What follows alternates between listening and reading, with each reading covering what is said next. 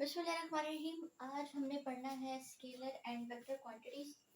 ये मेरे ख्याल से चैप्टर नंबर 2 का टॉपिक है। चैप्टर नंबर 1 का नाम लिखा है यहाँ पे, ये आप थोड़ा सा देख लीजिएगा।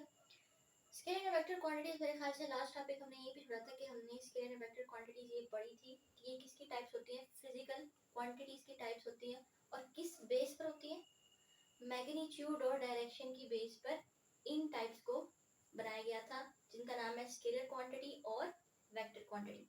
स्केलर क्वांटिटीज क्या होती हैं? Those physical quantities which required only magnitude for complete description। यानी ऐसी क्वांटिटीज, ऐसी फिजिकल क्वांटिटीज जिनको सिर्फ मैग्नीट्यूड की जरूरत पड़े, अपने आप को डिस्क्राइब करने के लिए सिर्फ मैग्नीट्यूड की जरूरत पड़े, उन्हें कहते हैं स्केलर क्वांटिटीज। और मैग्नीट्यूड में मजीद क्या होती है, आपको मैंने बताया था कि मैग्नीट्यूड में मजीद क्या होती है, न्यूमेरिकल वैल्यू और प्लस प्रॉपर यूनिट। मैग्नीट्यूड इसे कहते हैं। इस बार मैंने आपको एग्जांपल दे दी थी शुगर की, जैसे 5 kg शुगर। अगर मैं किसी को बच्चे को कहूँ कि 5 शुगर ले आओ, तो उसका मतलब क्या है, वो समझेगा नहीं कि क्या ले आऊँ, कितनी लेके आऊँ। तो जब तक मैं उसके साथ यूनिट नहीं लगाऊंगी तब तक वो क्या समझ नहीं सकेगा उस क्वांटिटी को। ठीक है, उसके इसके बाद इसके एग्जांपल देख लेते हैं। एग्जांपल में हमारे पास आ जाती है लेंथ मैस टाइम, जो मैंने लिखी है यहाँ पर एग्जांपल लेंथ मैस टाइम। इनकी टेस्ट के लिहाज से मैं आपको जो है स्केलर क्वांटिटीज की तमाम एग्जांपल लिखा देती हूँ, जो कि आप इनकी टेस्ट के लिहाज से, ताकि आप उसमें अच्छे तरीके से तैयारी कर सकें। यहाँ पर मैंने बता the length match time scalar quantity बता दी। उसके अलावा कौन कौन से होती हैं? एक होती है डिस्टेंस, क्या होती है, स्केलर क्वांटिटी होती है, राइट। स्पीड, ये भी क्या है, स्केलर क्वांटिटी। टेम्परेचर, टेम्परेचर ये भी क्या है, स्केलर क्वांटिटी। उसके बाद वर्क, ये भी क्या है, स्केलर क्वांटिटी। उसके बाद पावर, ये भी क्या है, स्केलर क्वांटिटी। उसके बाद इलेक्ट्रिक करंट, इलेक्ट्रिक करंट। उसके बाद electric and magnetic flux, electric and magnetic flux. और इसमें क्या आ जाती है, वॉल्यूम, डेंसिटी और एनर्जी भी इसमें आती है। वॉल्यूम, डेंसिटी और एनर्जी।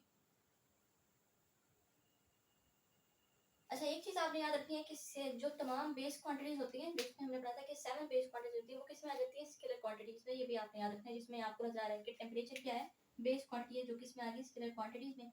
इलेक्ट्रिक करंट क्या है, ये भी क्या है, बेस क्वांटिटी, ये भी इसमें आ गई स्केलर क्वांटिटी में। बाकी जो बची वो आप याद कर लीजिएगा।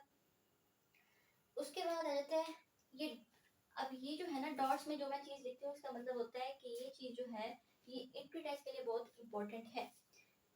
तो डॉट्स कहीं भी लगा के मैं कोई चीज उसके आगे लिखूँ, तो उसका मतलब क्या होगा कि वो इंट्री टेस्ट के लिए इंपॉर्टेंट है।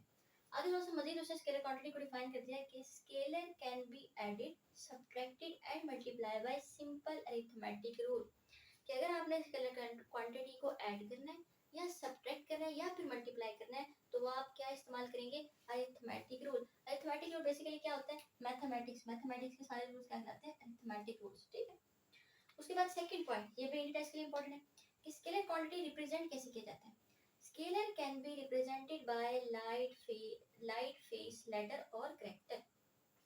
जैसे फॉर एग्जांपल मैंने क्या लिख दिया, ये एफ, फोर्स को मैं डोनेट करी हूँ, एफ मैंने लिख दिया। अब एक और वैल्यू में लिखूंगी, एक लिख देती हूँ, दोबारा मैं एफ को डोनेट करी हूँ एक से। अब इसमें से लाइट फेस लेटर कौन सा है, ये लेटर, तो ये क्या कहलाएगा, स्केलर। क्या कहलाएगा, स्केलर क्वांटिटी। तो स्केलर क्वांटिटी को रिप्रेजेंट कैसे किया जाता है, लाइट फेस लेटर से। अब चले जाते हैं हम वेक्टर क्वांटिटी की तरफ। वेक्टर क्वांटिटी क्या है, वेक्टर क्वांटिटी में हमें कहते हैं कि दूस physical quantities which required magnitude as well as direction for complete description is called vector quantity। ऐसी फिजिकल क्वांटिटीज जिनको मैग्नीट्यूड भी जरूरत हो और डायरेक्शन भी जरूरत हो अपने आप को डिस्क्राइब करने के लिए, यानी वो किन किन चीजों पर डिपेंड करते हैं, मैग्नीट्यूड और डायरेक्शन पर, quantities.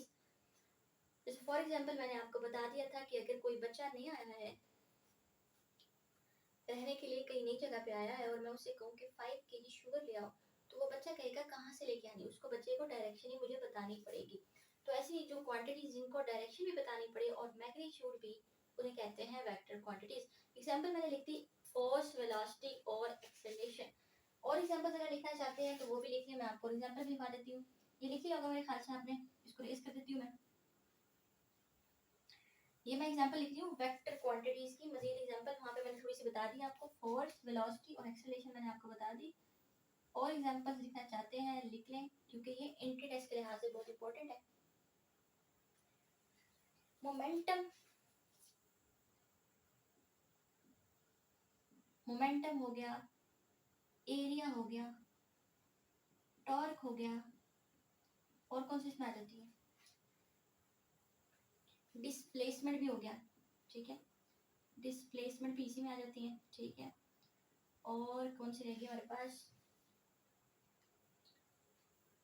Electric and magnetic field भी, सच इलेक्ट्रिक एंड मैग्नेटिक फील्ड भी किसमें आ जाती है, वेक्टर क्वांटिटीज में। एंड मैग्नेटिक फील्ड किसमें आ जाती है, ये भी वेक्टर क्वांटिटीज में।